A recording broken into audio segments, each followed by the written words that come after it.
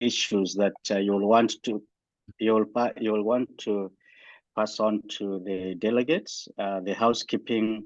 I don't want to call them rules because sometimes they may sound a bit, but they are actually housekeeping rules. Do you want to spell them out for us? Yes, I actually I'm not on that screen right now. I'm so sorry. Can you just wait one moment? There we go. Right, yes. Very good morning to everybody, and so delighted that we could pull this off and get everyone together on the same date. Just a few things in terms of today. Please keep your camera off and your sound muted unless you are invited to speak by the chair. And then during the Q&A sessions, please make use of the chat box to post your questions or any comments that you may have. These questions will be managed by the facilitators. You can also raise your hand if you want to speak, but please wait for the facilitator to allow you to speak before you can do so.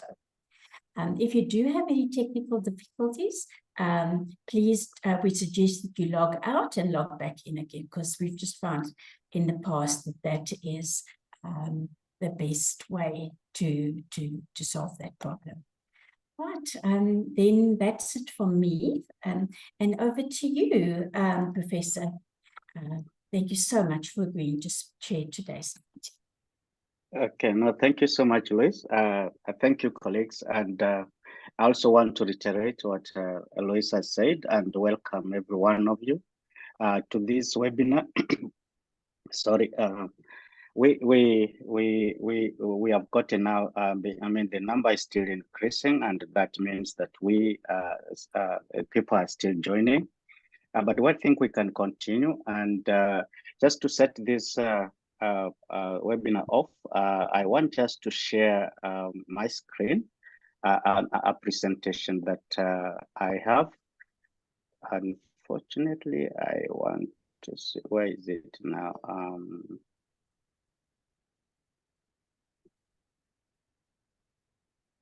Oh, sorry.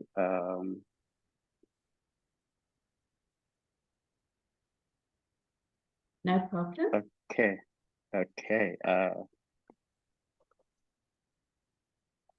All right. I think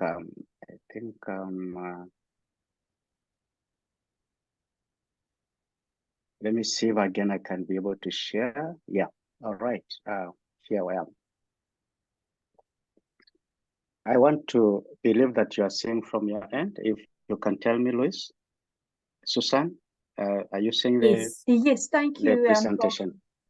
Yes, okay. Yes. All right. Okay. Right, so you see on your right, the bottom, there's something, oh, there we go. That looks like a wine glass. Okay. See, yes. Okay. All right. No, thank you so much. I'm going to minimize the what is it called? The Zoom on my side, and therefore I will not be seeing anybody. I will just be seeing my presentation. So this presentation is just to offer some welcoming remarks for only about 2 minutes or so. Yes, I think we all understand, and I think we do know that scholarly publishing, especially in Africa, is a daunting task. I think even in the global arena, it's a daunting task for publishers, for even editors and even researchers themselves. But today we are focusing on editors. The global competition is becoming very stiff, and producing quality journals in a world of increased funding from governments amidst predatory publishing becomes a necessity, therefore. And it's no longer, therefore, the publish or perish only, as we used to know it. You can still publish, but again perish. I have got a case in mind where I have come across the list of journals that have folded up, that have been rendered inactive and or discontinued, especially in the periodical index, that is Aldrich's periodical index. It has listed a number of journals that are inactive or have been rendered inactive by circumstances beyond sometimes the publisher. So therefore, what I'm just trying to say is that as much as we used to think of publish or perish, we no longer think in that perspective. We also want to extend this and warn ourselves that we can publish but still perish. Now, I just want to say that I've just focused on policy-related challenges faced by new editors. And I'm going just to mention a few as I welcome the delegates and the speakers to this meeting, and some of these like balancing quality and quantity is a big challenge, and especially to the new editors. Some experienced editors may have overcome some of these challenges, but new editors may be facing these challenges, timing, and especially in view of the review process and even the publication of the issues thereof, understanding the editorial policies. Sometimes it takes a while before you can get to understand the journal's editorial policies. Adhering to publication standards, addressing ethical concerns, learning reviewer management skills, and balancing workload. And it's on this basis that ASSAf has prepared this webinar. On the basis of those challenges that ASSAf has prepared this webinar, hosted by the Committee on Scholarly Publishing in South Africa, whose terms of reference, one of the terms of reference, I could say one of the issues or elements in the terms of reference is where the committee is supposed to exercise oversight of the National Scholarly Editors Forum and the National Scholarly Book Publishers Forum in terms of ensuring that these bodies can function efficiently and effectively, that meetings take place regularly, and that value is added to the publishing community and the scientific community as a whole. And this webinar is actually as a way of achieving the mandate or the terms of reference of the Committee on Scholarly Publishing in South Africa. In it is a pursuit of having best practices within the scholarly publishing environment in South Africa. I just want to highlight what will be covered in this webinar. Our discussions will center around the editorial policies in social sciences, national and international journals, editorial policies, including the language of publication, and editorial policies related to research ethics involving animals and humans. And once the panelists have made their presentations, we will allow for discussions, we will allow for questions. And as Luis said, you can write your questions on the chat on the chats as we go along, and then we can read those questions to the panelists. And therefore, colleagues and delegates, speakers, I want to welcome every one of you, and I want to thank the speakers and the panelists for availing themselves for this meeting, because we do know that this is a great event for all of us, and as such, we want to appreciate Luis, who has organized this, and also the other colleagues. I think the vote of thanks will come at the end, but I thought I should just mention that as we go. So may I just say welcome to every one of you to the meeting, and thank you so much.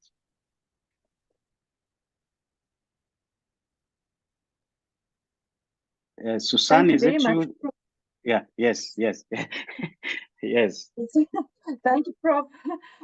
Do appreciate your words of welcome, and just from ASSAf's point of view and side, Thank you very much for this opportunity and welcome to all. I'm very pleased to see that you all have joined amidst very busy programs. And thank you very much to our speakers who have so willingly then agreed to talk to you this morning. I'm looking at the program. I'm certainly interested and excited about what's laying ahead of us. And that is really great. Just to highlight again that the scholarly publishing program is actually a major intervention in the national system of innovation. One of its strategic goals is then to enhance the national capacity to produce and to publish research on the one hand, but on the other hand, what is extremely important for us, and this is part of our webinar series as well for new and emerging editors, is then to increase the quality and the visibility of South African research publications on the other hand. So that is very important. And as our chairperson has indicated, the SPP is then overseen by the Academy Standing Committee on Scholarly Publishing in South Africa, and it's currently chaired by Professor Kian Tomaselli. I would just like to make use of this opportunity just to highlight the importance of editorial policies and how it governs our journals. Just a little announcement. So the Department of Higher Education and Training has approved the Publications Quality Framework. So just a little blurb, our next National Scholarly Editors Forum will actually talk about this Publications Quality Framework and what does it mean for editors and for institutions, because it's mainly focused on unethical publishing practices and how we can curb them. And really, and I think as we all know, is that the research output policy of 2015 has really enhanced the publication outputs in its entirety to a massive degree, but that the quality of journals, there are some questions and there are some indications that there are quite a number of unethical practices. So just to say that we will deal with that in our National Scholarly Editors Forum, and we hope by the end of the week we can at least send you out a save the date. So welcome all, and thank you very much once again for joining us. And thank you. I'm looking really forward to this. There are quite a couple of aspects that we even at ASSAf has not been exposed to. So really looking forward to learn from the experts in this group. So thank you, Mr. Chairperson. Over to you, Prof. Thank you. Thank you so much. Thank you so much, Susan. Quite brief and to the point, and you have highlighted things that indeed are very pertinent to be relayed to the delegates, especially on the function, on the work that you guys are doing at ASSAf, and we do appreciate your work. And as such, we want to thank you too for the input that you always ensure that is in place, and the policies and some of the guidelines to ensure that quality of scholarly publishing in South Africa is maintained, as much as we also want to increase quantity. Quality becomes very essential, and it's on that basis that we do have this kind of engagement, because we want also to look at the quantity, as well as the quality. Thank you so much, Susan. I do appreciate that. It's now my honor and privilege to introduce to you, colleagues, the panelists. We have got the with no order of preference, and just to go by the program. We have got Susan Veldsman, and I'm so sorry, colleagues, if I pronounce your name in a funny way. You'll excuse me. My tongue sometimes is heavy on certain names, and as such, I want to apologize beforehand. So Susan is the director of the Scholarly Publication Unit at the Academy of Sciences in South Africa, where she is, among other things, responsible for driving the open science agenda to raise the visibility, discoverability, and accessibility of South African scholarly journals, improve the quality of South African research output, and support the development of policy frameworks in order to facilitate optimal use and access to publicly funded research. She tells me that in 2013, she received the Electronic Publishing Trust Award for her outstanding contribution to the promotion of open access in developing countries. Recently, she was the co-chair of the IAP report on combating predatory journals and conferences, which was launched on 16 March 2022. Ladies and gentlemen, that is Susan Veldisman. Dr. Lucien Abrams is the director of the Learning Information Networking Knowledge, that's LINK, or simply LINK, Center at Wits University. She is the corresponding editor of the African Journal of Information and Communication. She is also a member of the Cielo SA Advisory Committee. Lucy has a wider range of research interests, including investigating how institutions and economic sectors are changing through the application of knowledge derived from R&D in the digital space. She focuses on building research on digital innovation and digital transformation. The Link Center participates in the Open African Innovation Research Partnership. We will give you her contact details and even where you can get all the information on what she does and what they do on openair.africa later on. Professor Leslie Swartz is an editor-in-chief of the South African Journal of Science, a very well-known journal in South Africa. Of course, the others are also well-known, but I think many individuals will identify with this journal. He was the founder editor-in-chief of the African Journal of Disability, AJOD, and it is also and is also editor-in-chief of the Scandinavian Journal of Disability Research. He holds a PhD in psychology from UCT and a PhD in English from Stellenbosch University. Much of his work centers on disability rights and access and mental health in Southern Africa. He has a particular interest in developing scholarly writing and has run training on academic publishing in a number of African countries and at South African universities.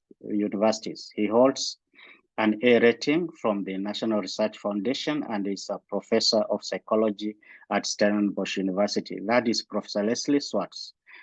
Lastly, but not the least, and as I said, there was no preference on order. It's Professor Adrian Horidorf. Is an associate professor and the director of the Onderstpoort Veterinary Academic Hospital. He obtained his PhD in biochemistry from Northwest University in 2017. His PhD thesis focused on the metabolism of captive and free-ranging cheetahs in 2019. He received a civic registration as a wildlife specialist and was awarded a C2 research rating by the National Research Foundation. He is the editor-in-chief of the Journal of the South African Veterinary Association and the deputy chairman of the Animal Ethics Committee of the University of Pretoria. Most of his current research focuses on the management and welfare of captive and wild carnivores. This, ladies and gentlemen, are the panelists that are going to speak to us, and each panelist has been allocated about, I think it's 40 minutes, if I'm not wrong. Is it 40 minutes or 20 minutes? I think it's 20 minutes. Yeah, I think it's 20 minutes. 20 minutes. No, 15 minutes, 15 minutes each. Each panelist has been allocated 15 minutes each, and we will start with Dr. Lucien Abrams. And Lucien, maybe you can, if I pronounce your name wrongly, you can still correct me and pronounce it properly for the delegate's sake and also for the recording sake. So Lucien is going to talk to us about editorial policies in the social sciences. Lucien, Dr. Abrams. Seku Koita, Seku, can you please mute yourself? Thank you so much. Thank you. So I will call upon Dr. Abrams to make her presentation. Thank you so much. Thank you. Greetings. Good morning, everyone. We just need the participant screen sharing to be enabled. It's disabled at the moment. Okay. I'll do that in a moment.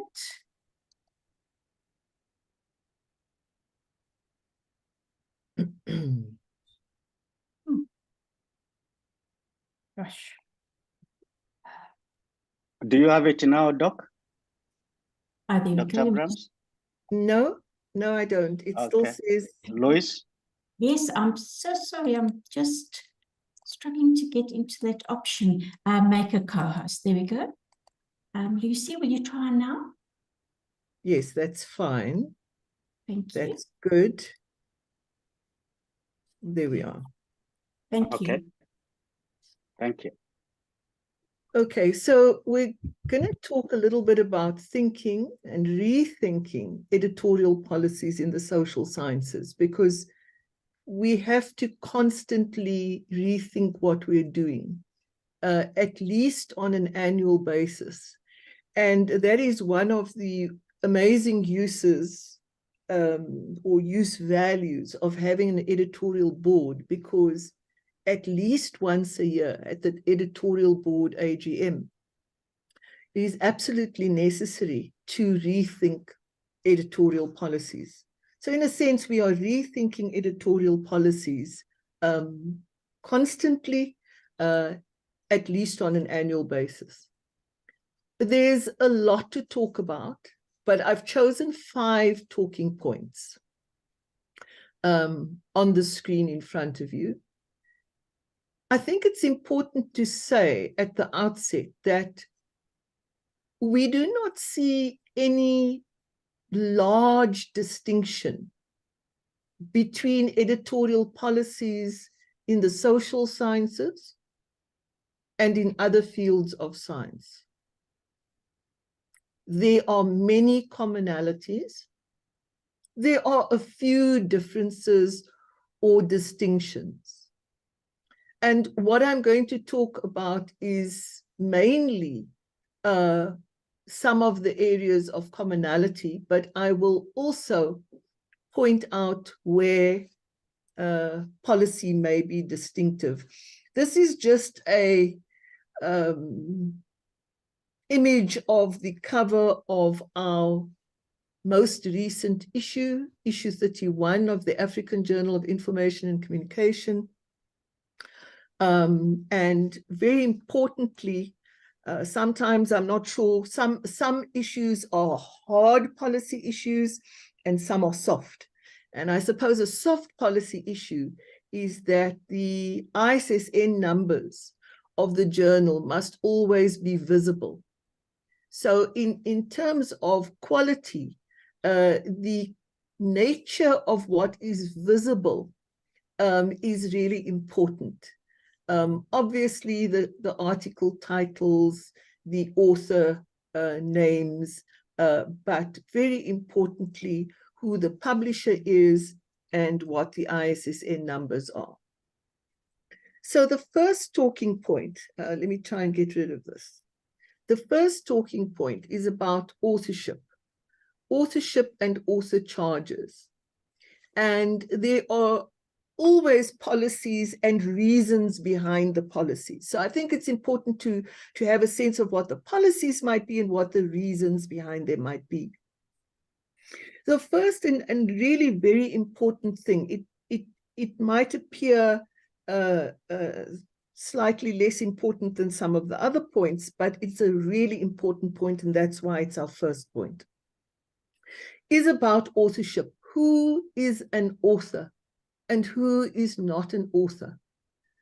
AGIC does not publish articles where authors or co-authors have not contributed substantively to a submission. So, for example, if some of the authors have been supervisors,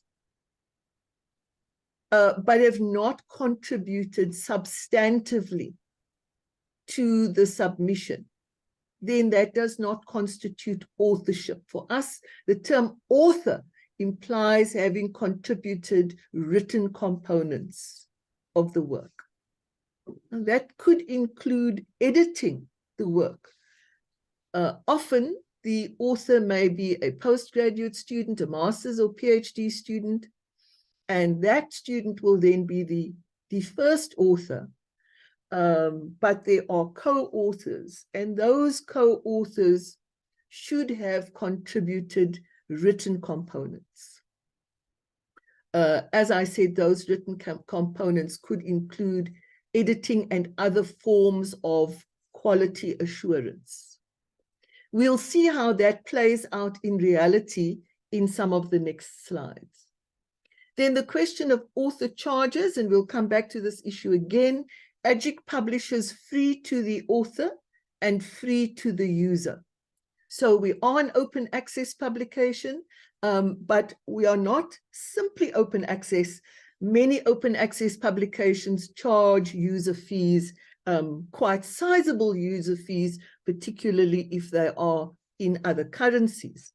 But we publish free to the user, and we really we cross-subsidize the activities of the journal from our other income streams. What's really important is issues of quality assurance, and there are multiple aspects of quality assurance. The most important one perhaps being content and the clarification of the areas of content.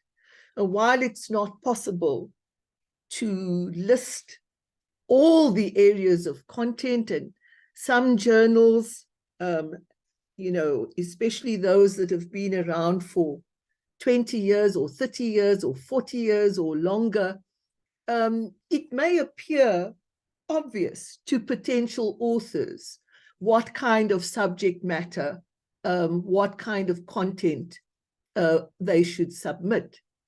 But what we found is that the field of digital innovation and digital economy studies is transitioning quite rapidly, and the new topics, new themes, new dimensions that are opening up require us as a journal to give a signal to authors as to what we would be keen on publishing.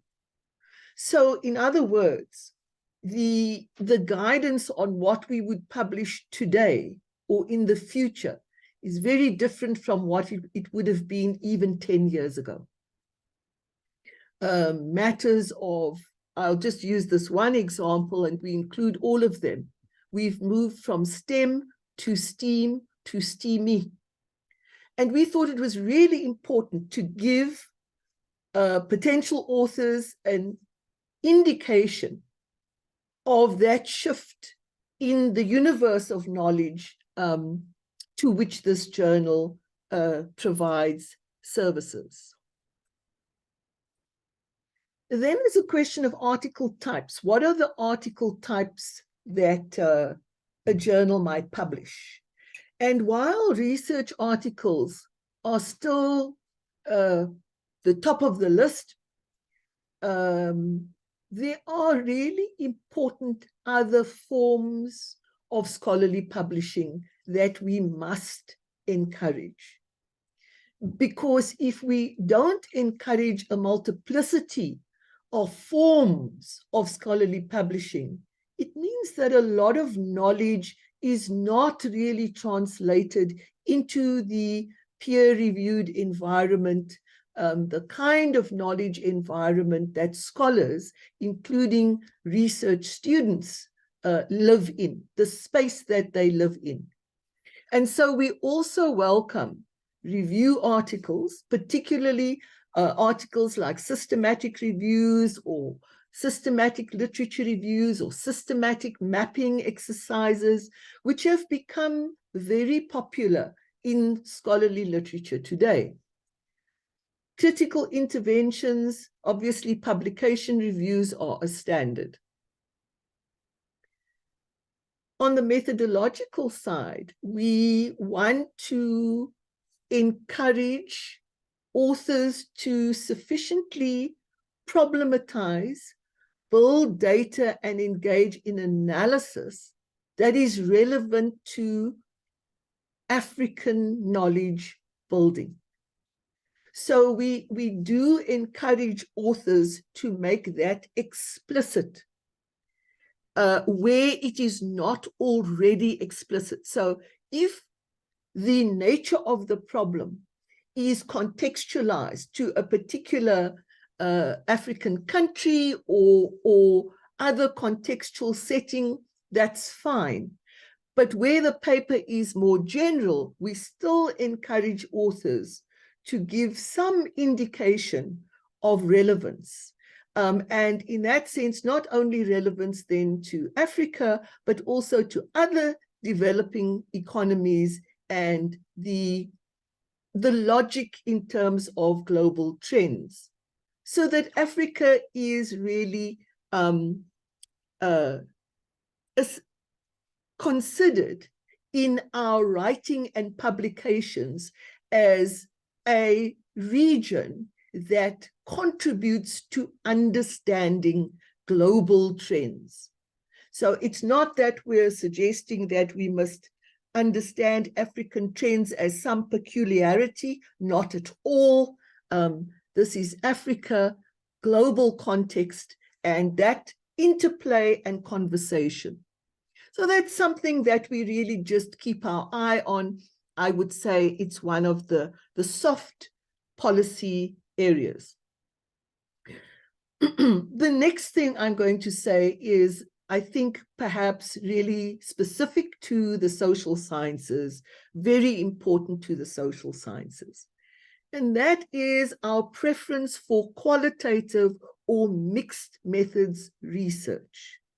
We are not keen on purely quantitative research, mainly because in our view, these are not the best methodologies for addressing complex questions about the digital world. And we are keen to explore through journal publishing the complexity of the digital world in our respective environments. So for that reason, qualitative or mixed methods research is important. And there are many journals that publish quantitative research. So in terms of a social sciences profile, we're more keen on unpacking complexity. Smaller issue, the quality of visual images is really important. And I do hope that this particular visual image is really clear to our audience today. Now comes the challenging part, receiving submissions and managing submissions.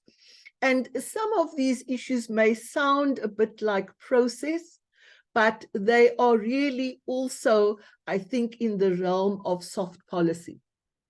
So sitting behind each process is some or other policy choice that has been made. The first one is that we are open for submissions 24/7, 365.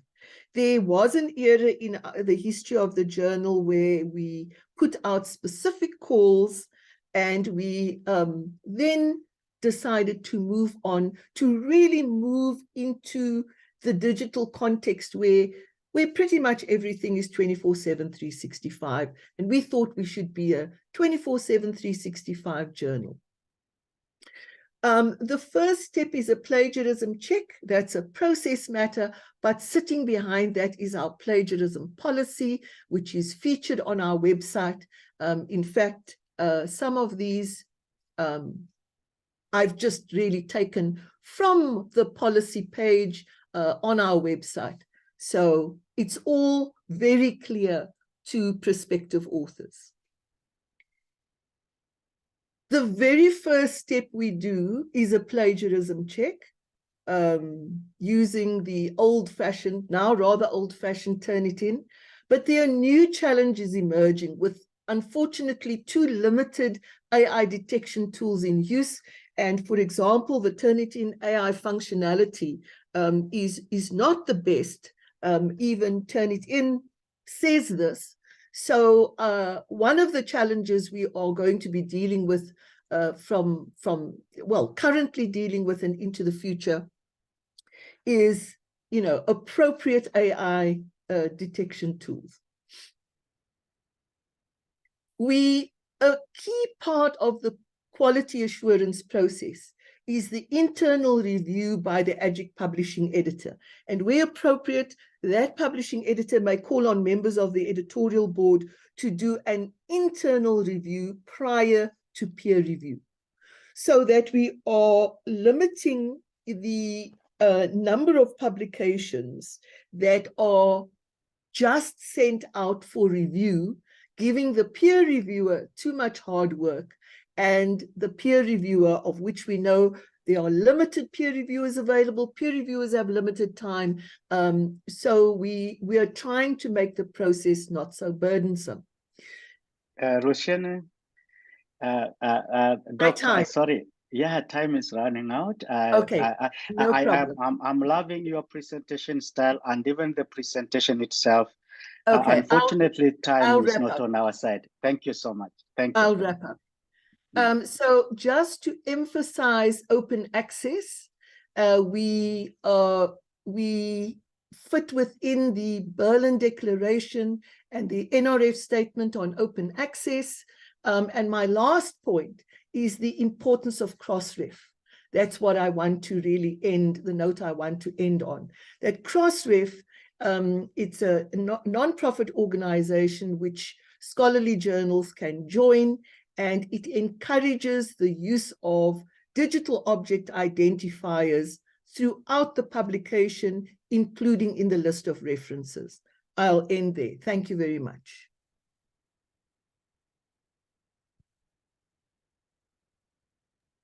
Thank you so much, Dr. Brahms. Quite an interesting presentation. The 5 points, talking points, indeed, there are points that you could talk for almost even an entire workshop of a whole day. Yes. But you have summarized it into just 15 minutes. In fact, less than 15 minutes. I just warned you when it was 1 minute to the end of your time, and that skill.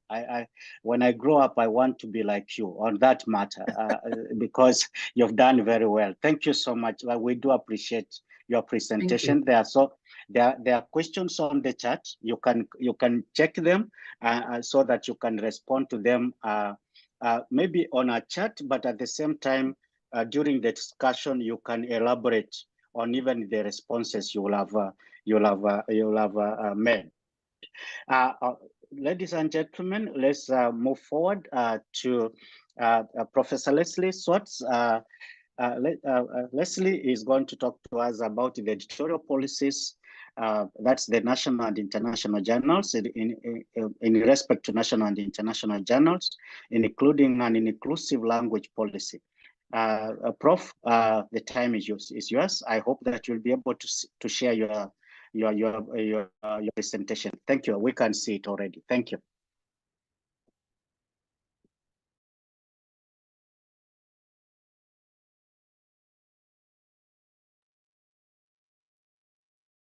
Prof, we don't know whether you have already started speaking because we can't hear you.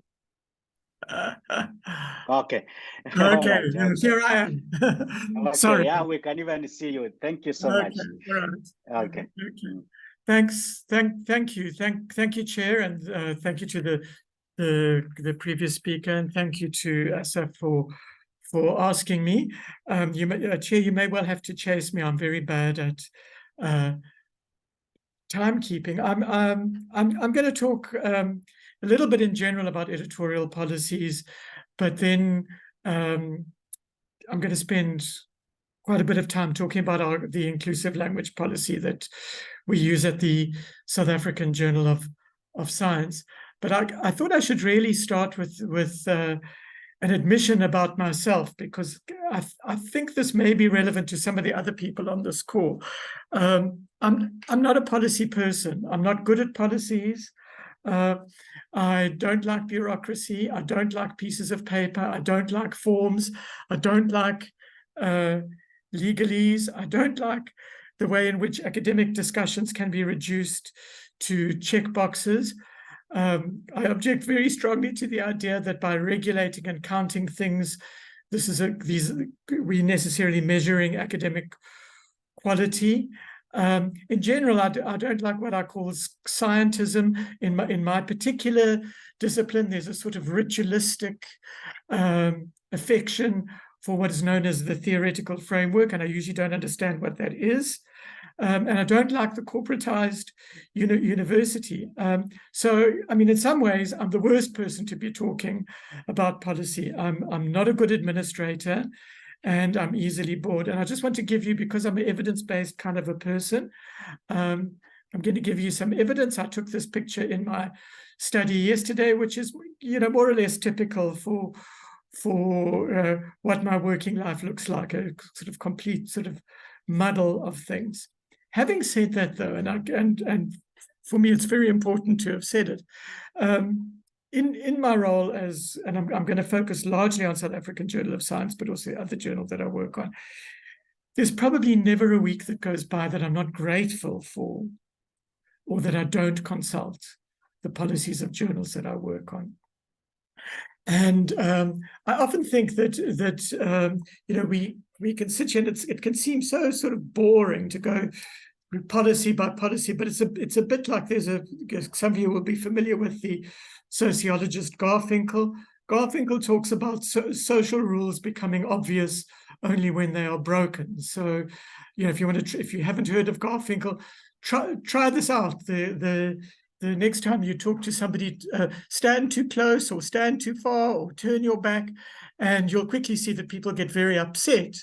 And the rule of distance, which actually differs cross-culturally, of how close you stand to people when you talk to them, becomes kind of obvious. And I mean, it was interesting during COVID what happened around that, because I think we all had difficulties with closeness and distance. So policies are those kind of hidden parts that many people who are not journal editors actually don't know about. And they actually, for me, they contain the chaos that's actually a central part of academic inquiry. So we should be messy, we should not know what's going on, and so on. And part of what contains us is actually policies. And policies are there to protect the journal, but also they protect us as editors, they protect our authors, they protect our reviewers, and they can make the rules, just like Garfinkel would talk about.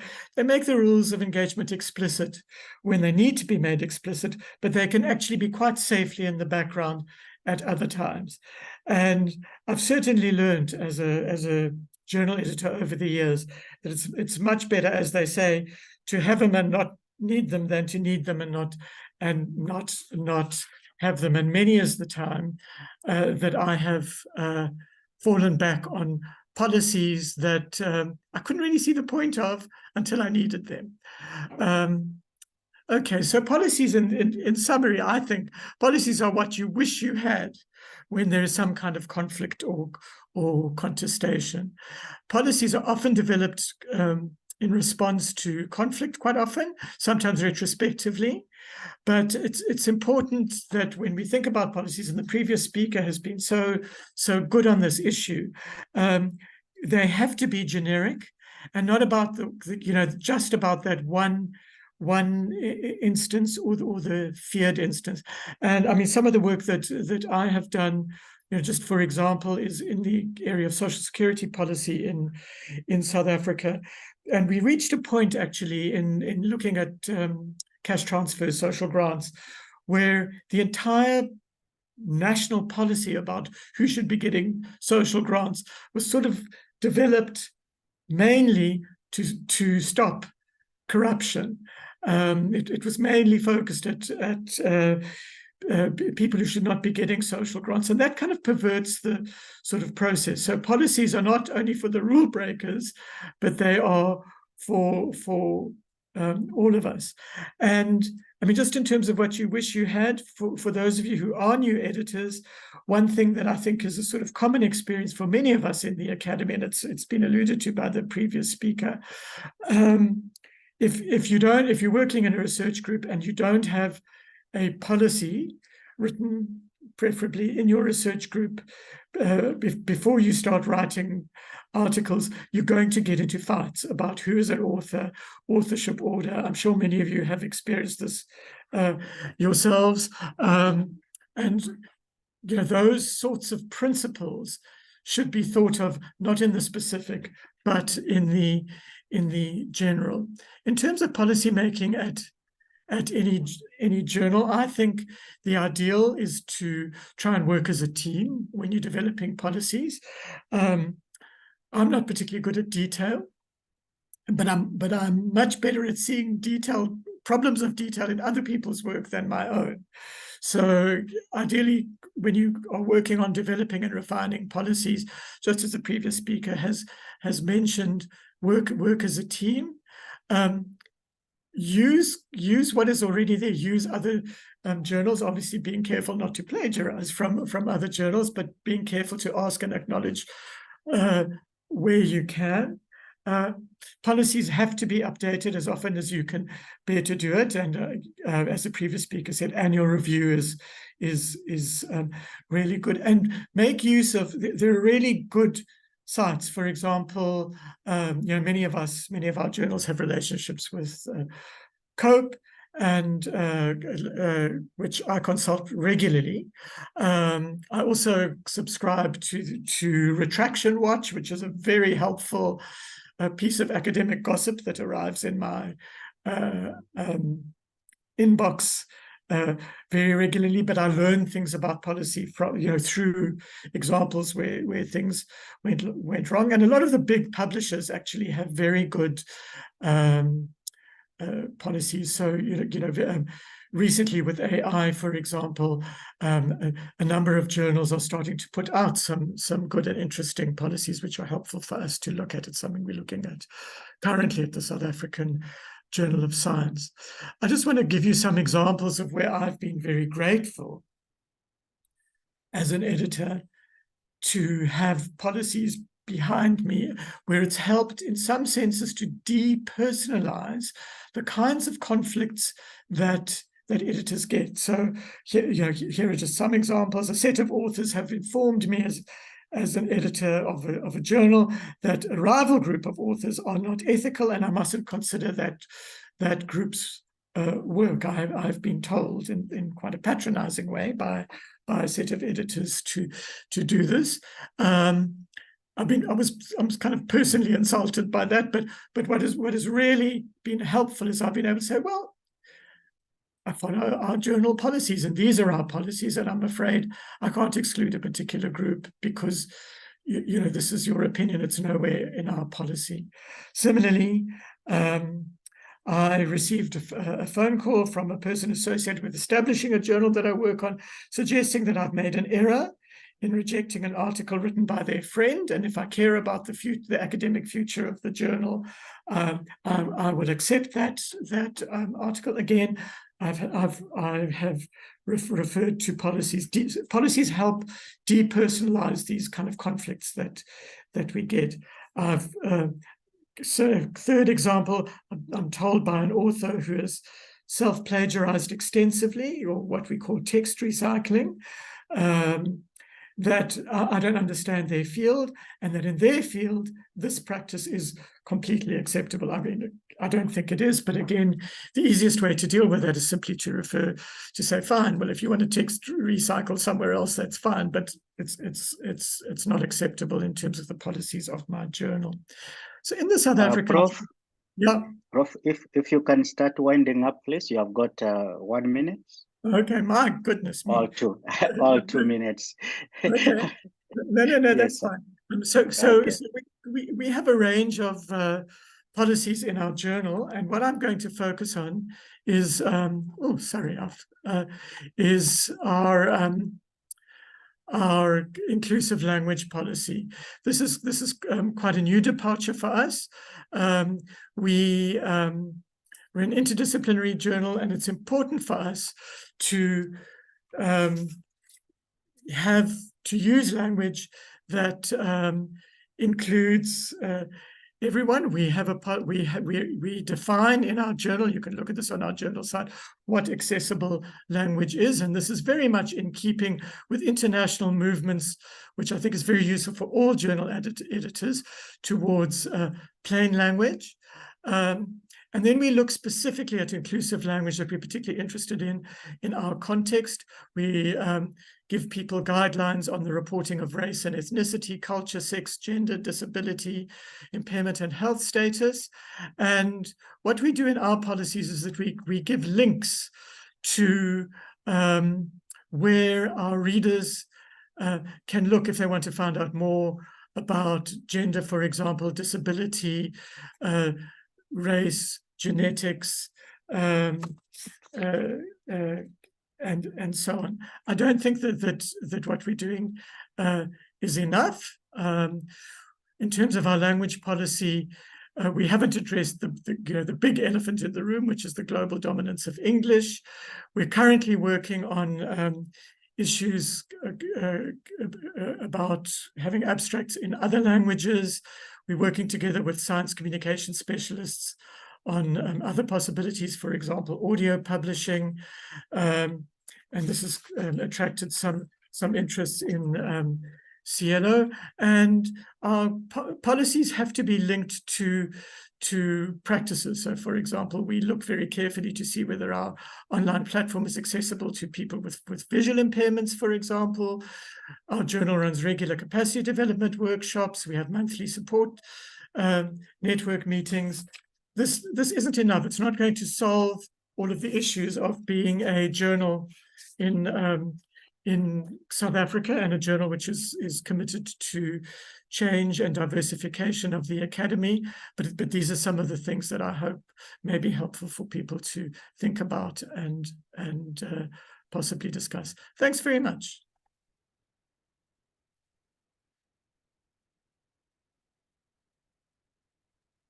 Thank you so much, Leslie. And keeping to time, you indeed managed that very well. At first, you mentioned that you are not good at timekeeping, but you did very well. And you've talked about very many issues. I mean, several issues about policies, editorial policies. But most importantly, I think, and intriguing to me, is the inclusive language policy for the journal. I want to hope that after the last speaker spoke, that you'll come back and elaborate a few things more about how that is impacting, especially on usability and accessibility in terms of especially from outside of people who don't understand certain languages, if I may call that. So, and I'm very sure that many individuals, many delegates will want to listen to you on how that is impacting on the journal, and whether the journal has improved its quality in terms of by having an inclusive journal.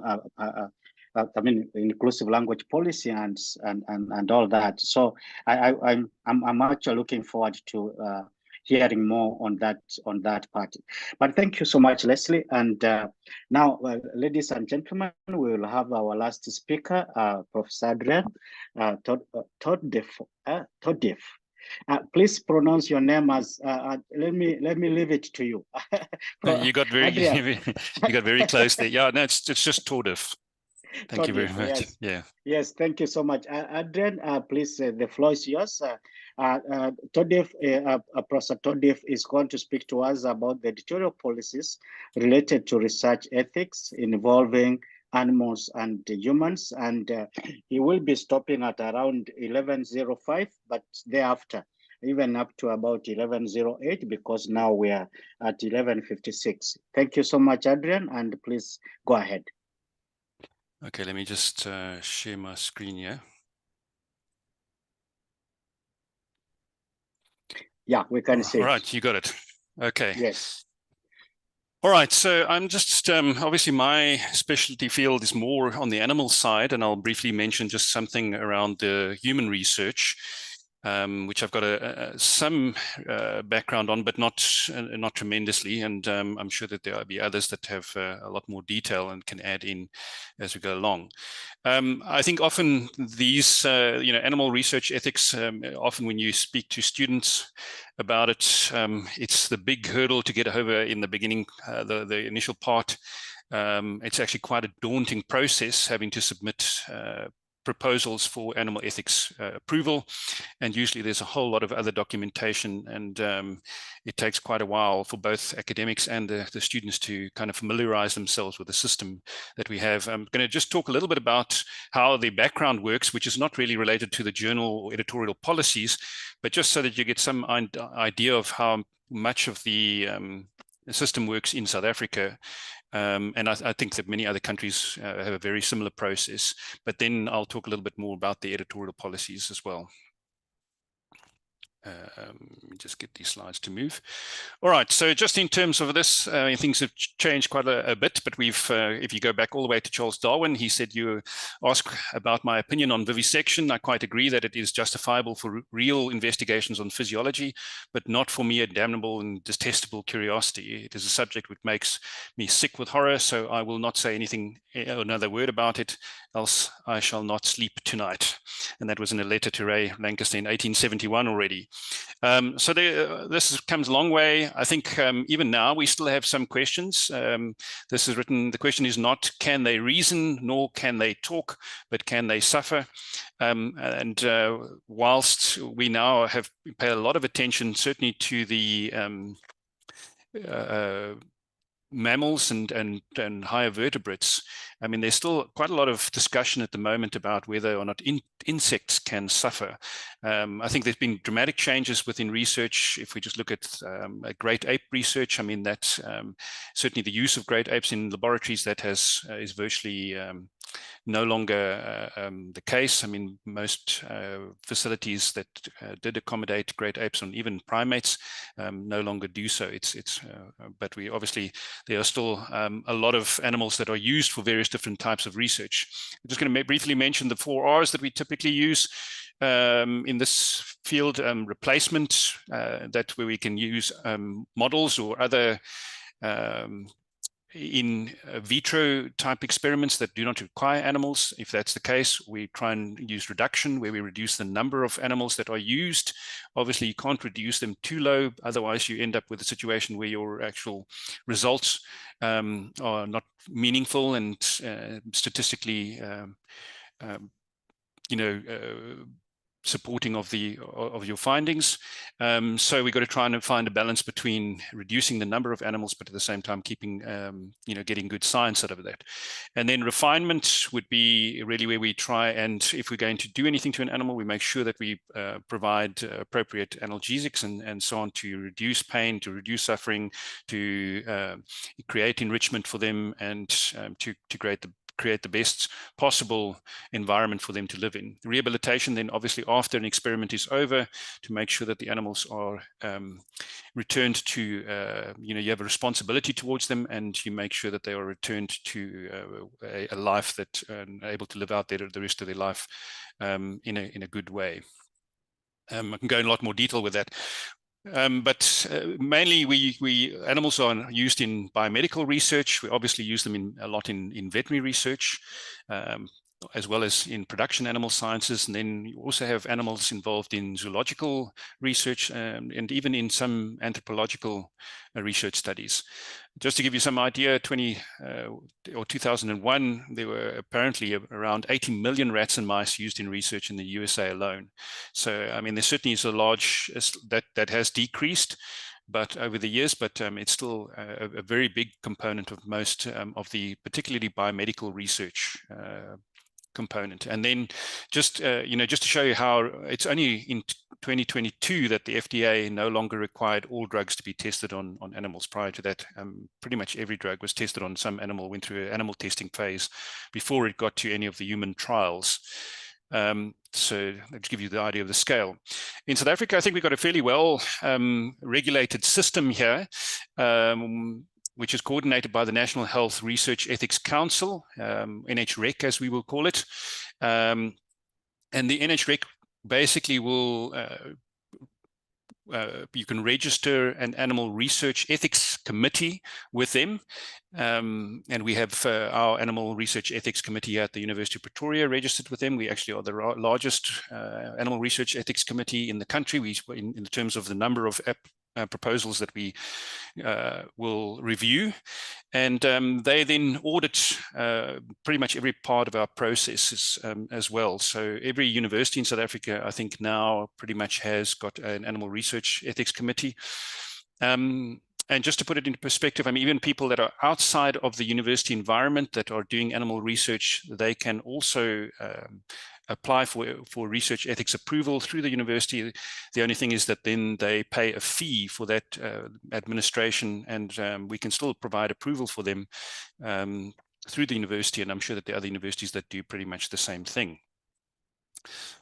The NHREC basically uses a national code, the South Africa, that was developed by the South African National Standards, SABS, and that's SANS 10386 in terms of the use or the care and the use of animals for scientific purposes. You can get a copy of that, but they do charge you a free fee for copy. This whole code is based really on the Australian code with several additions from the European code.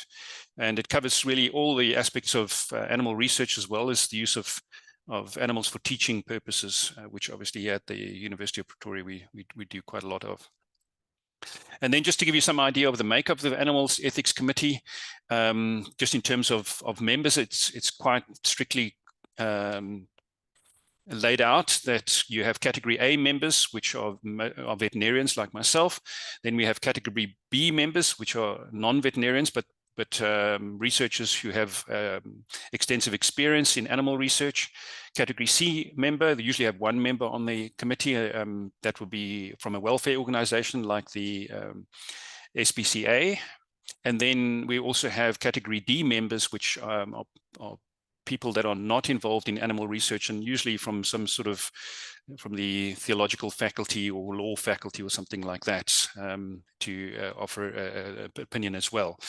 And the committee meetings have to be properly attended by a certain proportion of each of those members in order for any decision that's made at the committee to have any sort of legal standing. And then just to give you some idea that not all of the experiments obviously are equal in terms of the implications for the animals. We categorize them into A, A1, B, C, D, and E. Very few experiments actually get done in categories D and E. So the vast majority are in the less invasive, less they're not going to cause pain, and often, even if it's just animals being observed, they still would have to go through an animal ethics committee application. I mean, sometimes I think that there are some issues we still need to look at. I mean, if you're doing experiments on cephalopods, for example, and octopuses and so on, I think they still are highly intelligent creatures, and just because they're not vertebrates doesn't necessarily mean that they don't or that they can't feel pain or suffer. And so I think there are still some improvements that still need to be made. But as soon as we have category C, D, or E experiments, then there's a great deal of scrutiny that needs to go in, and before any such experiments would be approved.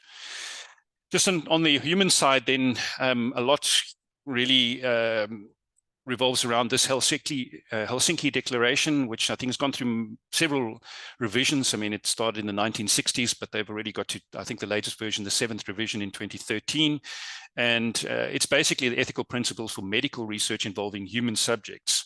And possibly just to sort of summarize some of the main points there, just a lot goes around the informed consent being given, voluntary participation and the right to withdraw from a study at any time without any consequences.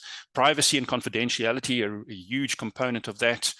The beneficence and non-maleficence, the research must prioritize the well-being of participants and fair selection, preventing exploitation of vulnerable people.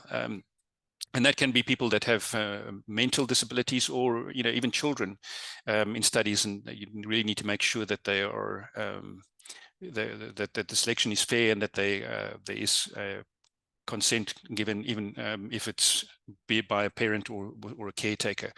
Ethical review, again, yeah, they are emphasizing the institutional review board, which is the same as our animal ethics committee, although at the University of Pretoria, most of the faculties do a initial review. So they have what we call a research ethics committee for each of the faculties, and most of the applications for studies will go through them first, and they will largely consider this. If there are human participants, then it goes to our to the medical faculty for review before it gets approved. And then transparency, obviously, other in terms of the research methods, conflicts of interest, et cetera, et cetera. And then just want to show you this is now the Journal of South African Veterinary Association. This comes directly out of our guidelines to the authors. We, again, mentioning the responsible research publication position statement, and there's a link to that which the authors can go and have a look at. Again, emphasizing the need for institutional review boards for ethical approval must be given if the study involves human subjects or animals, and please provide approval number. We can also then insist on actually, depending again on what level of study it is, we can insist on an IRB documentation that should be provided, and that's usually an animal ethics committee approval document. And then prior to the commencement of the study, ethical approval was obtained from the following ethical, you're basically providing the name and the reference number for that ethics committee. And I think that sometimes it's just, in South Africa, we don't really have too much of a problem. Most of the actual submissions will come with all of this information, and it's pretty straightforward. What can be really challenging is when we have applications from other African countries where they don't necessarily have an animal ethics committee at the university, and I often just get the head of department giving a letter to say that this research was conducted in an ethical manner, and then it becomes really, really tricky. Again, it depends really on the level of intervention, and the amount, which category of type of study we were talking about as to whether or not we will accept that or not. So if it was mere observations and animals were not anesthetized, or no pain was inflicted on them at all, then we might not be that strict in requiring full ethics committee approval. But certainly any of the B, C, D, and E categories, we would definitely require ethics committee approval, and then we will not, and actually even consider the manuscript for review if they don't have that. Just in terms again of I think I saw this come up previously. There are from the human side again. Yes. If you can wind up, please. I think I've only got 2 more. 1 minute or so. Yeah. Okay. Thank you. Two more slides. So this has already come up again. Yeah, there's a nice link here to guidelines on ethics, particularly again with regards to research using animals, ethics, and as well as human subjects. The link is down below there. And then this is the continued part of our ethics statement. For studies with animals, we need to include the following sentence: the institutional and national guidelines for the care and use of animal, that's that SANS 103 document, needs to be followed. And then the articles that do not contain studies with humans, they obviously have to just state that they were not used in the study. And then yes, just a link again to the Helsinki Declaration, again with the institutional review and so on. You can find that in the link there below. And that pretty much, I think, is the kind of method we follow. I'd be interested to know other journals, what they're doing at the moment, but we're very strict about only sending manuscripts out for review once we've checked all of these documents and made sure that all of the ethical aspects are complied with. I don't know if there are any questions or how you're going to deal with that. All right. Okay. Whatever. But thank you so much, Adrian, for that beautiful presentation. And you touch on a very important aspect. I think in social sciences, I've published in several journals, and somehow the issue of ethical considerations. I haven't come across a journal that asks me about whether the manuscript adheres to the ethics of research, and as such, I will want to hear more about this. It is a very critical area, I think, for our policies for journals. But I'm not very sure whether it will be across all disciplines. So I do want to appreciate your presentation, and that's just one of the thoughts that came into my mind, but I believe that delegates have got more thoughts that they will be relaying to you so that you may be able to respond. Colleagues, delegates, ladies and gentlemen, we have come to the end of the presentations, but and this time around, then therefore I will request the presenters, the panelists, to respond to the queries that are on the chat. We start with the queries on the chat. If there is another query, you can please put it on the chat. And if I think I should start from the first query that was posted by Gil Nelson. Gil Nelson, I think this query is to Dr. Abrams, Lucien Abrams. The question is, you are asking her about if they do have any other income streams for the journal, given that they don't charge fees, author fees, or even and they are on open access. I don't know whether Dr. Abrams had responded to that, but I think that is one of the questions. And as you speak to that, and I think the rest of the panelists can also comment afterwards.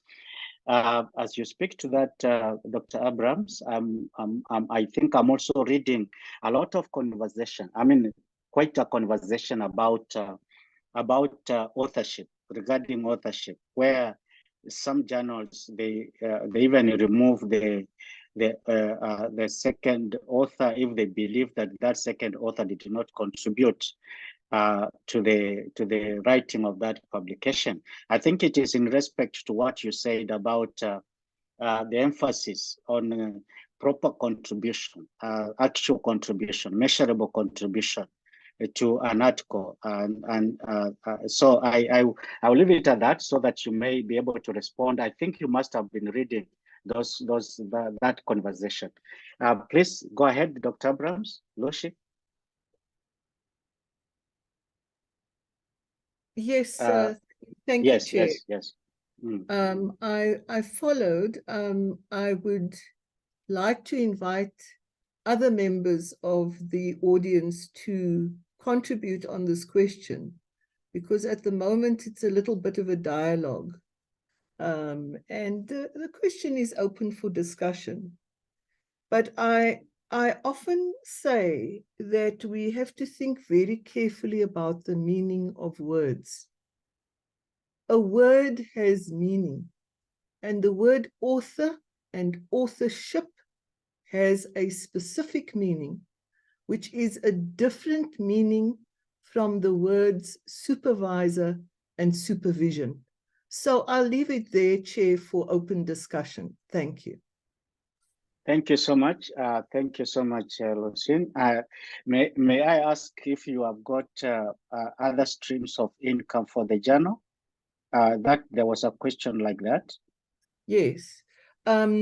So the journal attracts no income, no direct income, because it sits within our center, the link center.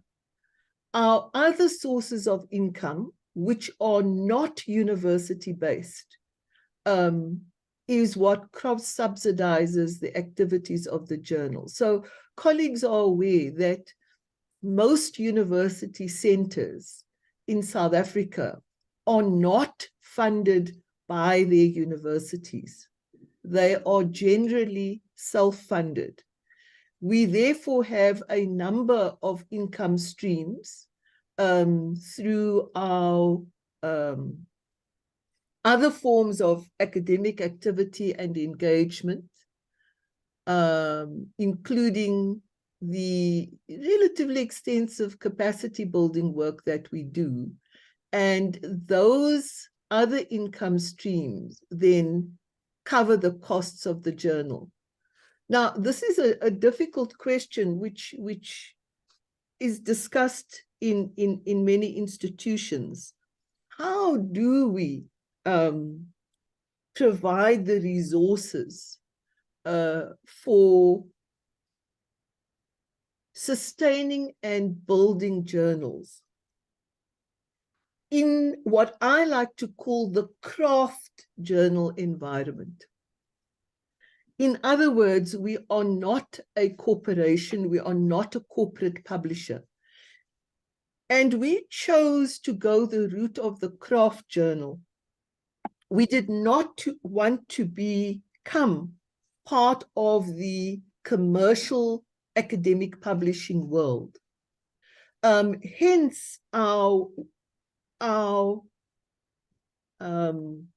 should I say, willingness or keenness to use our other sources, our other income streams for perpetuating a craft-based journal.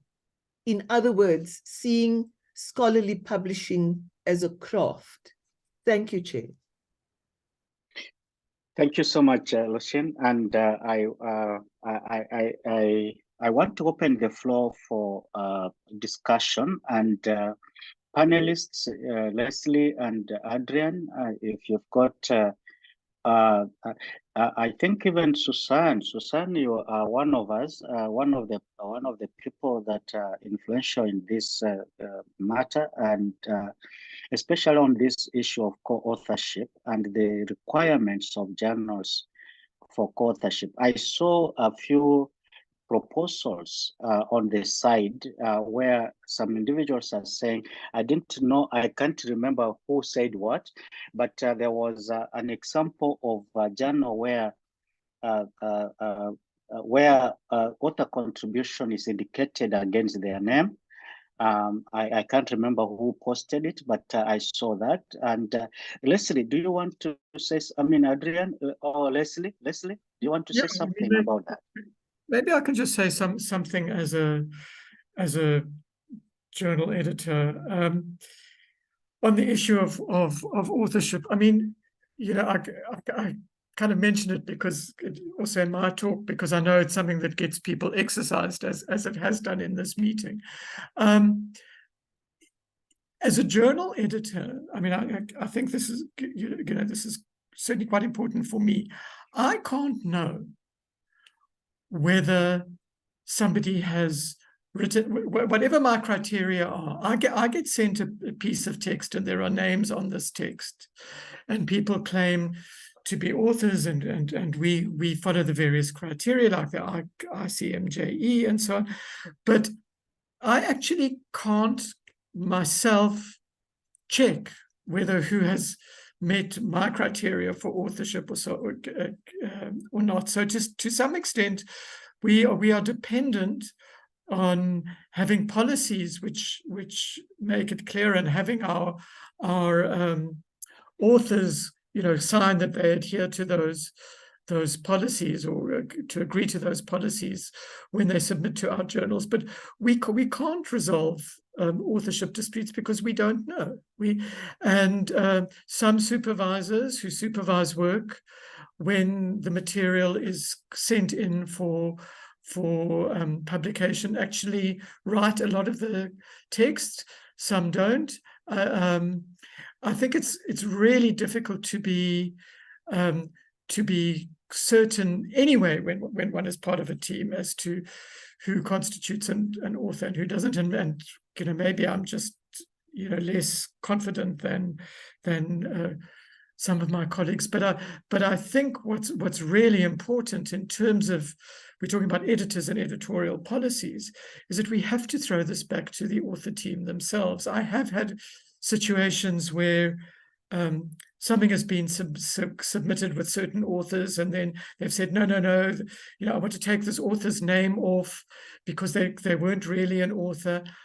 I can't know that. I mean, what I then have to do is go back to the full original author team and say, you've got to decide this amongst yourselves according to the criteria that we have. But I'm not in a position to make that kind of assessment, and because I simply do not have the information. But I know that people may differ from me on this issue. Thank you.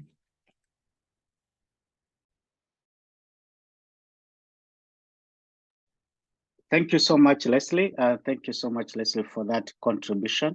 Adrian, will you want to add, or Susan or anybody else? I can see Luciana, I can see your hand. Yeah, please go ahead. Then Adrian, if he wants to make a contribution, then he can do. Thank you, Chair. Yes, I think that's right. It's not possible to police authorship, but we can make our policy clear. And in the process, very often in the process of reviewing a particular article, something happens, it doesn't happen every time, but something will happen that will make one ask certain questions in the engagement with the corresponding author. And then you have the policy that guides you. There was just one thing that struck me while Leslie was speaking, and that is that when academics submit their application for promotion, there is a requirement, and to my knowledge, this is a fairly strict requirement of the staffing and promotions committees or promotion committees at universities, that the author, the applicant should specify for each co-authored article that they have written, or each co-authored publication, let me say, they are required to specify what their contribution was. Now, we haven't maybe taken that step, but maybe we should consider it. Thank you. Thank you so much, Lucian, and thank you so much. Susan? Susan? Thank you, Chair. Yes. Yes.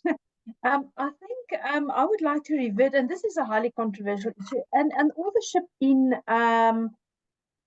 of articles, etc., is, if we again look at the bibliometric analysis of articles being published in South Africa, there again, there's also some unethical practices starting to emerge there, which is highly problematic. I just want to add another sort of cat amongst this pigeon, and that is affiliations. I mean, we haven't really talked about affiliations, but I think Lucy did perhaps mention it. One of the speakers did.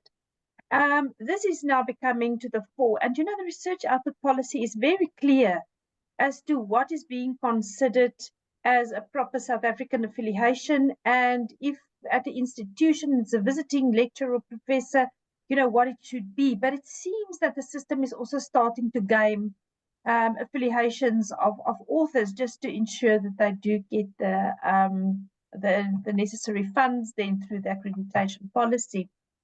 But if we look at what we recommend, so we recommend that that the authorship listing, of course, the lead author is very important, and that we must pay attention to. But one should only list the persons who have made a significant contribution to the production of the work, being intellectual, practical, or conceptual. And I think that should be the guideline. All other involvement into that article should rather go into acknowledgements at the end, or some way of recognition within the article, but not as part of the authorship of a particular article. I hope that is helpful. Thank you. Okay, no, thank you so much. Thank you. I don't see the hand of Adrian. I think most probably it will come in at a later stage. He also has there was a comment on ethics, but I just want to tell you that I think the gaming issue that Susan, you are talking about is a very serious thing that we need to continue to discuss about. I have seen, and I didn't want to contribute on this matter because I'm the chair, but I just feel that I should mention this, that some universities have got even policies now in place where students, one of the requirements for graduation is that a student must co-publish a paper with a supervisor. Now, that is a guideline and that's a policy of a university. And then how do you then deal with such kind of situations where you are compelled by your university to co-publish with a student? One, they consider that to be a mentorship process, as well as knowing that that thesis may collect dust on the shelves if the supervisor does not take the initiative of moving together with the student to publish from that thesis. So there are all those manner of things, I think, which we need to take forward, and maybe the ASSAf can organize another discussion around this to find a better way of dealing with this, given that there's a lot of gaming that now is coming on board. I'm just suggesting. I could be wrong about that, but I think this is a very hot topic. Like you say, it's a controversial one. Maybe we should do something about it. Yes, thank you, Chair. I can just confirm that that theme is actually on our list of future themes as well. But okay, now that this is being sort of highlighted in this discussion, I think we must pay attention to it. I think while I have the floor, Chair, if I may, yes, please. Sort of all these talks and that we had this morning, just highlighted to me how important it is to have policies in place for a journal and the role that it plays. Leslie, thank you very much just for your very informal way of sharing the importance thereof. I think my feeling resonates with you of just being, I hate bureaucracy, I hate the rules, I hate things, I like the freedom of things, etc. But you are so right, and we see it so many times, that if journals don't have sufficient policies, they really run into trouble. And I did like advice is that one is generic about the things, but one also have to be realistic as to what are the things that one can encounter as an editor. We are custodians, if I can put it that way, of many journals. I'm currently on Sierra South Africa. I think it's just over 100. And if we check each and every journal, what policies do they have in place? I am really concerned.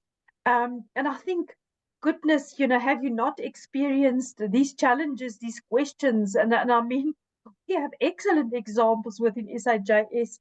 And then you're right, we were so grateful that we at least had a broad framework in which we could move in and make decisions and say no, or at least maybe, or at least yes. But it's so important. And I really want to press on the hearts of editors is please have a look at that. Yes, I agree not to make an overkill. That is not sort of my style as well. But certainly there are a couple of things that one can at least have as part of sort of your editorial policies, which would really assist should trouble arises then, and to deal with those. I just would like to also mention, I'm sorry, no, I think I've lost my thread. I will put up my hand again. Thank you, Chair. If I remember what was the other thing I want to say, Yeah. over to you. Thank Yes. you. Yes, yeah. No, actually, you did say that what you have just said is almost like the concluding remarks of what the webinar is all about, and I do appreciate that kind of preemption. We will come back to you definitely when you have the other thoughts back. Luciana, Dr. Abrams, I see your hand up. Yes, thank you, Chair. So there's a very important underlying point in this conversation about authorship. Sorry, I'm back on that topic again. Yes, it's all right. It's all right. And the important discussion is that a PhD thesis, a master's by dissertation, a master's research report, a postdoctoral research paper, academic working paper these are not journal articles. They are a different form of scholarly publication. Now, the journal article can be an evolution of any one of those different forms of research output. But a journal article is not the same as the research output that was supervised or that was conducted by a collective of collaborating academics. So we cannot say, because I supervised a PhD student and I made all these inputs, therefore I am an author. Because this is not the same thing. Unfortunately, in our experience, and I'm keen to hear from others, too many submissions are exactly that. They're simply a cut and paste of the PhD thesis manuscript or from the PhD thesis manuscript. And in that case, we typically require major revisions because a journal article is a particular form of communication, a highly articulate, highly sophisticated endeavor post the research that we see in a research paper or working paper or PhD manuscript. And so we're interested in the form of the journal article and who has created that much more intensified piece of knowledge, which very often it cannot emerge without the prior work, without the prior research papers. But it's something different, it's something more. You might use the way of expressing it as the journal article is more than the sum of its parts. It's not just extracting, from the chapters of a PhD thesis or the chapters or the sections of a working paper and say, well, we're just putting these together. That was 80,000 words. This is 6,000 words. For us, the journal article is a particular form of communication where the knowledge that has been inspired by the prior research is presented to an audience, enriched and with much greater power than the contributing research paper. Thank you. Thank you so much, Lucien. And I see also Susan's hand. Susan, you please come in. Thank you, Chair. Thank you, Lucy, for sort of unpacking the problem that we have around such articles. And I completely agree with you. it has been years that we are discussing that within the National Scholarly Editors Forum, and up to date, no remedy has been found to actually address this particular problem.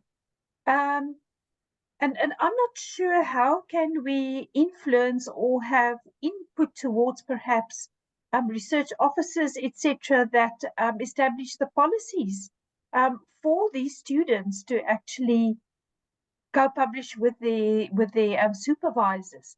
And we've heard over the years that editors actually complain for the amount of work. And then, of course, the other factor which you alluded to but not explicitly said, and that is the amount of work for the actual editor to get it in such a shape to be published, because that student is actually dependable on that article being approved and published in order to qualify for the degree. So this is a major problem and a huge problem, and I really welcome some other ideas that we can just sort of advance our thoughts around this issue, because it has remained a sticky point for quite a long time. I just, again, while I have the floor, just raise something second to that, is that what is important and what we find journals don't do is that they do not conclude any agreements with the authors, because in that agreement, it will also sort of address the authorship of that particular article. And it has certainly helped us to cover ourselves in some disputes. It's not a complete foolproof method, but still it does give you other rights under that author organization or journal agreement as well. So I just want to remind editors that that is also important. Then thirdly, what I would just want to comment towards Adrian's presentation is that, you know, I was quite interested in the care that they take to ensure that ethics clearance has been given to the experiments or to the research done on animals, and in a sense humans as well, that we know, but the animal part was really very interesting to me. I'm just wondering what care do editors do is when they see that there's a possible ethical clearance that has to be involved in study of humans / animals. I'm not sure it's such a common practice amongst our editors as it is with the veterinary science, where it's an absolute must, I think.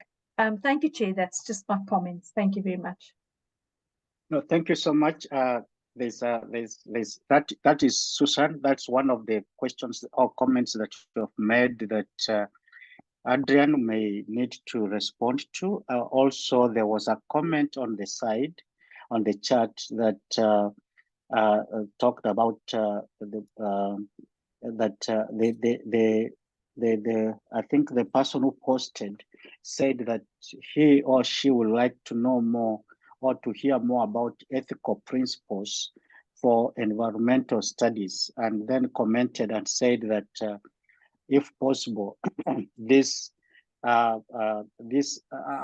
aspect should be discussed. It should be a discourse in ASSAf or through ASSAf.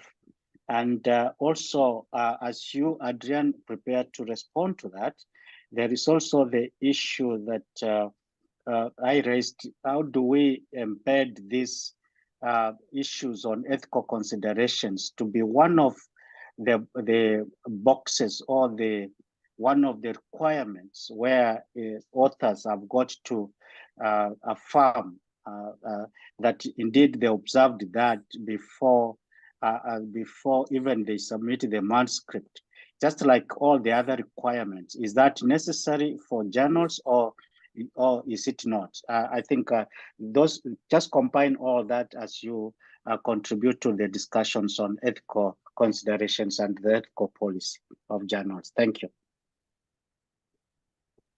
Maybe then I just can comment on I think it's a very interesting question around the environmental studies. I know certainly from my experience on the committee that we will definitely have a look at impact on animals in an environment, if there's an environmental study, I mean, the only one I can think of now is, for instance, we looked at the testing of a rodenticide, so product used to kill rodents.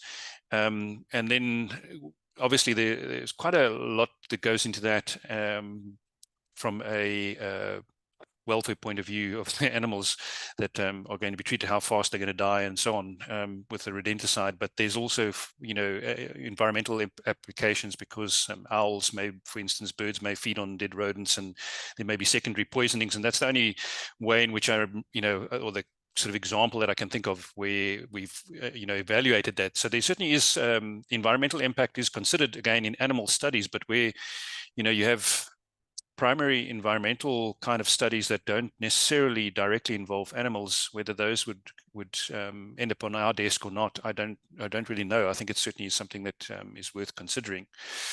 But yeah, I think, you know, I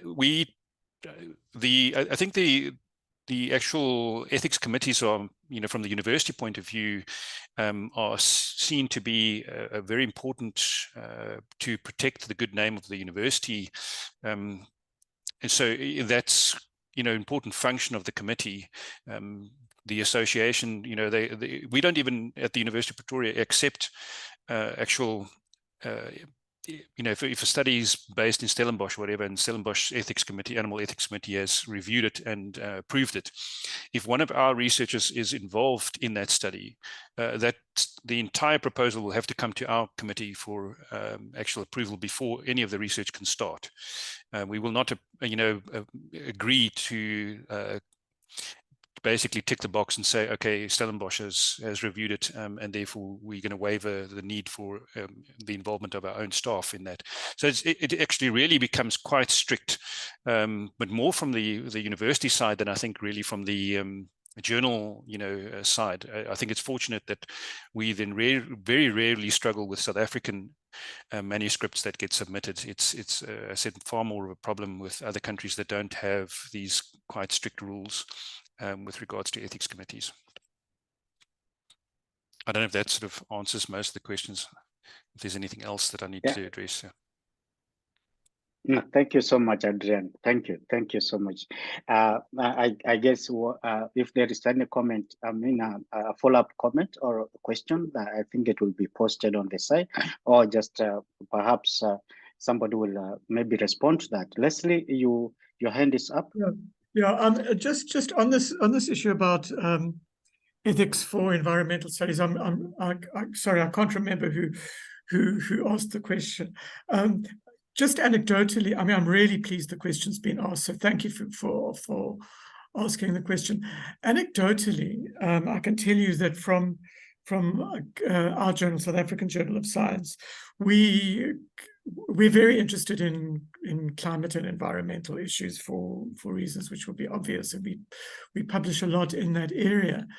And we have received a number of submissions where environmental scientists who have conducted interviews with community members, so on and so forth, have not gone through an ethics process, and we can't, in terms of our policies, you know, publish those articles, and it's quite heartbreaking. So I'm really pleased that this has come up as an issue, because it's, you know, we actually have experience of what happens. I mean, I completely agree with Adrian, is that a lot of these decisions are about you know, ethical approval and so on, fall under the universities, and you know, many of the universities, although not all, are subject to the National Health Ethics Research Council. Certainly my university is, but it's just terrible when you're a journal editor and you get something that looks otherwise good, and which you can see probably would have gone through an ethics process quite easily. In terms of legislation and the NHREC, you can't get ethical approval retrospectively. It's not allowed in South Africa. And so we see research that actually looks really nice, that can't be published. So I'm just very pleased that this has been raised, and I do think it's an issue which possibly ASSAf could be looking at because of the importance of climate and environment as an issue, but it's also an issue within the universities themselves. Thanks very much. Leslie, if I may ask a follow-up question on that, is it in order then therefore perhaps to ask the authors for a certificate of ethical clearance from authoritative institutions? Yeah, we ask for that from our authors, and I mean I just want to second what Adrian has said. It's often a particular difficulty with authors on our continent, but not in South Africa, where there may be processes in place which are not formalized in the same way as in South Africa and so on.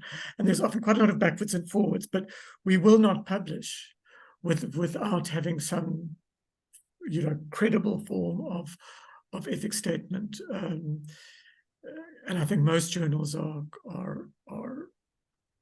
the same as us. So it's not, I mean, it's not enough just to declare something. We reserve the right to ask for proof of that ethics approval. Yeah, thank you. No, thank you so much. Thank you so much, Leslie. Our most probably the last question, because we are also running out of time. The last question to the panelists is something to do with the AI, artificial intelligence, chatbots, and one of the colleagues here is asking, and this is Michael Savage, is asking, I would like a discussion on the role, if any, of ChatGPT, and I think he also includes all the other chat bots or equivalent in the academic publishing area, perhaps by all speakers. That is the panel itself. For example, he asks, can ChatGPT be a co-author? Should there be detailed disclosure of the use of ChatGPT in the MS, I think it means Microsoft or something like that, or manuscript by the authors. And I just want to mention that I think, Susan, you can also come on board here, because I thought I saw a webinar you guys organized on the use of AI chatbots. So Leslie, go before Susan may come the last, or maybe the second last. And I'm not doing it in any favor to another person, but I'm just saying that Susan may conclude on that. But Leslie and then the other colleagues, panelists. Thank you. Yeah. I mean, I wish I had the answer for it. I mean, I think it's very new, and certainly Susan knows more about this than I do. But and this is something we are working on currently at the South African Journal of Science as a policy. Just on the question, I mean, certainly some journals have accepted and published articles already, some quite good journals where ChatGPT is counted as an author. I mean, one of the huge problems with that is relates to the other issue, is that we require our authors to be able to take ethical responsibility for what is in an article. And I'm not aware that ChatGPT, in terms of its claims to personhood, is in a position to do that. So but we have to engage with these tools. We've been using artificial intelligence in various ways, in increasing ways, for a long time. We can't just sort of outlaw it and hope it goes away, or look for better ways of detecting problems with it.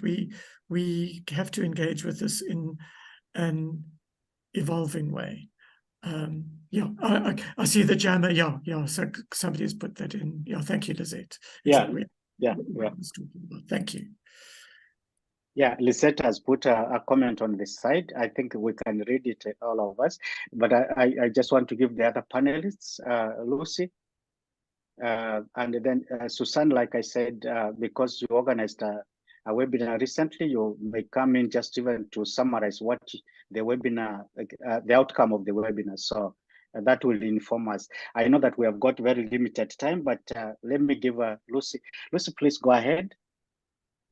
Thank you, Chair. In closing, there's so much that we could say, but perhaps what I'd like to reflect on is the purpose of journals. For us, the purpose of journal publishing, and therefore policy that supports journal publishing, is to produce very high quality knowledge for our society and for the world. The purpose of journal publishing from our philosophical perspective is not so that people can accumulate peer-reviewed articles on their CV and become professors. That is not our purpose. We operate within a South African national system of innovation, which operates within a global system of innovation. And the quality of the knowledge that we produce is paramount.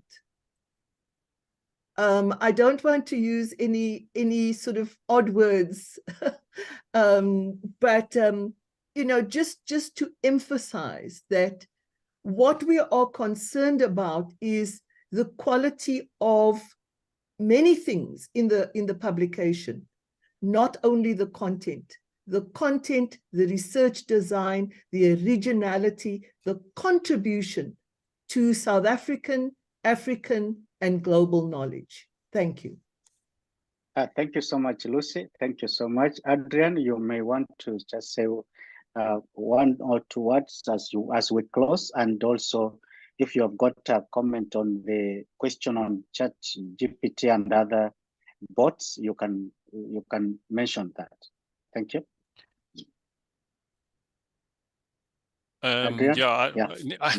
We haven't really encountered anything that vaguely looks like ChatGPT issues yet. We are in the process of looking at. I mean, I think these COPE guidelines and so on are going to be very useful in trying to just establish a policy, but I think it's absolutely something that we are going to have to consider. Certainly at the university, we are definitely seeing it come through in terms of the students and what they are submitting in terms of assignments. And that's creating all kinds of difficulty, and the university itself will actually develop policies around that, which I think will also then, you know, inform a lot of how, you know, how we're going to deal with it from a journal point of view, and how the journals are going to respond, because the universities are having to respond to this exactly the same issue. But I think the sticking your head in the sand and hoping it's not going to happen is absolutely not the way to approach this. It's actually going to happen, and we're going to have to integrate it into how we actually deal with it, rather than deciding on an outright ban, because people will certainly use it. I think it's again an issue of transparency. Are they able to declare how and for which parts of the manuscript and how these AI technologies were used? So what role did they play up front? And that I think, if that is declared, then you know, and it's transparent, then I think that's going to be you know, very good.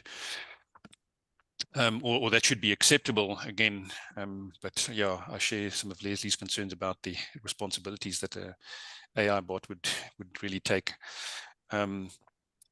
Yeah, I think other than that, I just, you know, I think this whole session has really raised again the issue of just having good policies in place right from the start, and then, you know, communicating those to your and making sure that you stick by them. You know, even when things are, you know, you've got, as you often see these great, as Leslie had indicated, these great pieces of science, but you know, they've just not stuck to the rules, and then but you have to be consistent. I mean, that's the problem. Otherwise, you're going to get yourself into real trouble if you're not applying the policies consistently across the board. If somebody doesn't have ethics approval, as good as your study may have been, I'm sorry, it's just not going to, we're not going to publish it. Okay, no, thank you so much. Thank you, Adrian. May I give, before Susan, may I just give Leslie, because we're closing, you can make closing remarks, and then because Lucy has made those closing remarks, Adrian has done so. Leslie, I don't want to sound in any way biased towards you, so I want to give you also a chance to give those closing remarks and whatever that you want to tell the delegates, and then we can give Susan to be the last speaker, and then we close. Thank you.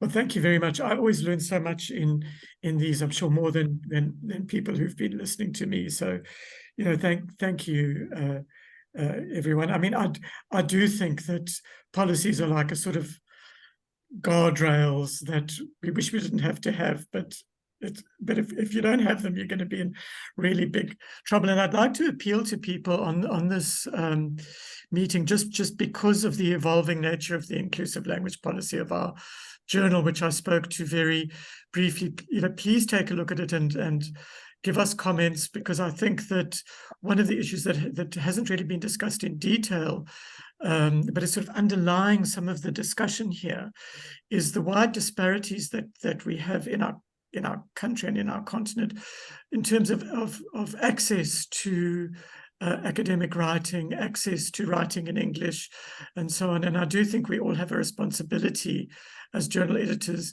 as a broader kind of social ethical concern, to think about that. So please engage with us on that. Thank you very much, and thank you for the excellent chairing. Thank you so much. Thank you so much, Leslie, and thank you for those closing remarks, Susan.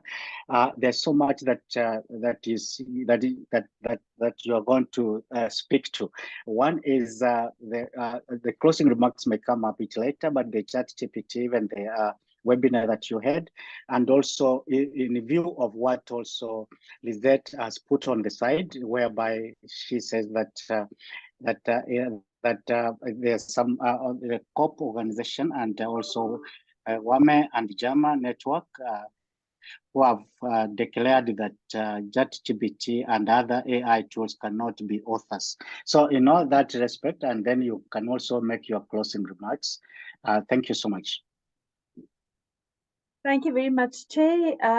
Yes, I think if I look at also the closing remarks, I think that has been a wonderful sort of summary of what has been discussed, and sort of the feelings around ChatGPT and AI, etc., etc. It's a very changing field that we have seen, and but it does seem that in terms of scholarly publishing, is that the scenarios and the policies are actually firming up to guide the authors as to what will be allowed and what not. It is very interesting. It's a very polarized debate at the moment. There's a sort of two sets of thinking around this. The one is some editors are quite fatalistic, if I can put it that way, to say not at all, we will not allow it, etc. And then we have a stream that really jumped to the opportunity and put down some guidelines for the authors as to what will be accepted. So first, I think it's very important is that journal editors will have a discussion with the editorial advisory boards and within the editorial team, and maybe with their users and authors as well, to really line out and to put the parameters down for the use of AI in scholarly publishing as such, and especially producing an article, what will be allowed and what not. But it does seem that the rules are starting to firm up towards the use thereof. And like rightly said, yes, thank you, Lucy. I absolutely agree with you. There's still a scholarly and a research and sort of responsibility that we have in the training of our students, and even what supervisors and other researchers must project when they conduct research and what they use, etc. So I still think there is a huge responsibility that we have to fulfill. So yes, not to negate sort of the importance and the role of ChatGPT, But that's very important that we do remember and adhere to that as well. Of course, then we have come to guidelines and policies, which is very important in this regard. I just want to say that it seems like most of the editors are saying, and I will round up, Chair, just a second for me, is that chatbots cannot be authors because they are not, because the author must be a legal person and a chatbot is not a legal person.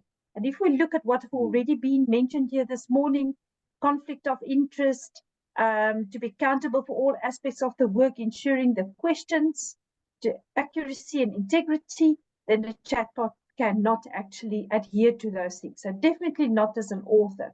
And very important, the second part of the question is then, if you use chatbot, where do you actually indicate that? So I see that the guidelines and the policies of journals are moving towards that it must be either in the abstracts, it should be mentioned, and in the method section, it should be detailed as to what has been used, where has it been used, was it, for instance, to help the results, to generate tables or figures, or write computer codes, and it should be firmly stated in the methodology or and in the abstract session. And then, of course, for me, what's very important, and what I've just said now, it sort of highlights transparency in when you've used it, how you've used it, etc. I think that is very important. And then, of course, the ethical use thereof. It brings about huge ethical sort of questions because the way how regenerative language, etc., are being used and compiled in the background when these bots actually go and search for the information. I would like to just stop there. Thank you very much, Chair. Thank you very much for your chairpersonship this morning. And I'll hand over you to just conclude this meeting. Thank you very much.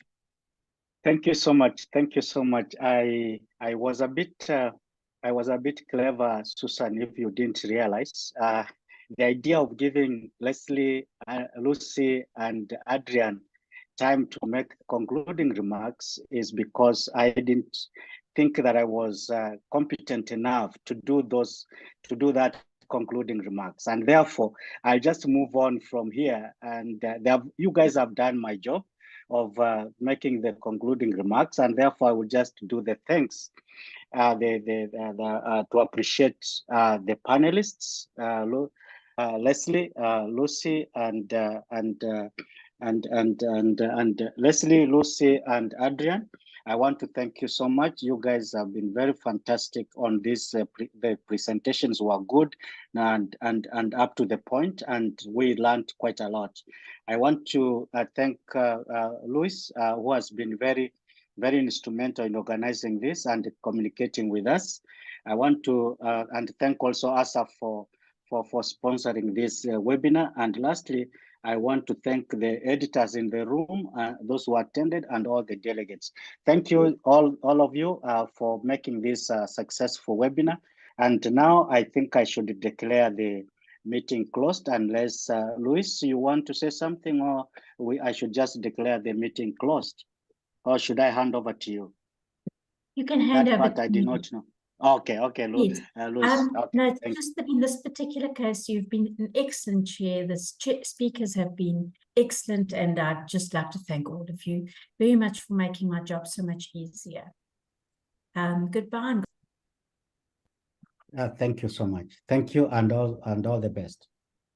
Thank you. Thank you. Goodbye. Thank Bye. you. Bye, everyone. Thank you. Thank you, Leslie.